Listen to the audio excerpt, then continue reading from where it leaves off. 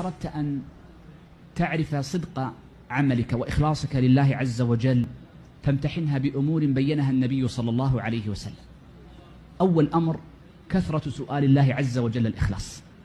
إذا كان محمد صلى الله عليه وسلم الذي يأتيه الوحي صبحا وعشيا طاهر مطهر منزه مبرأ أفضل الناس وأعلاهم درجة في الجنة، ومع ذلك يدعو بعد انقضاء عمله اللهم حجا لا رياء فيه ولا سمعة.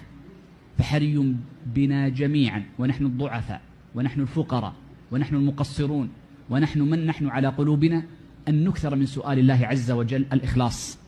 وقد جاء في حديث محمود بن لبيد رضي الله عنه أن الصحابة رضوان الله عليهم خافوا الرياء فسألوا النبي صلى الله عليه وسلم فأمرهم أن يقولوا اللهم إنا نعوذ بك أن نشرك بك ونحن نعلم ونستغفرك لما لا نعلم.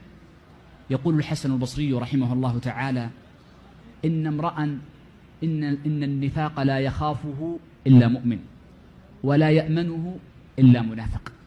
لذلك المؤمن دائما نفسه لوامة، يخشى أن لا يقبل عمله ويخشى أن يكون في عمله ما فيه، فإذا أكثر من سؤال الله عز وجل كما فعل محمد صلى الله عليه وسلم وأمر أصحابه أن يسألوا الله عز وجل نفي الشرك يعني الرياء عن أنفسهم فإنه موفق.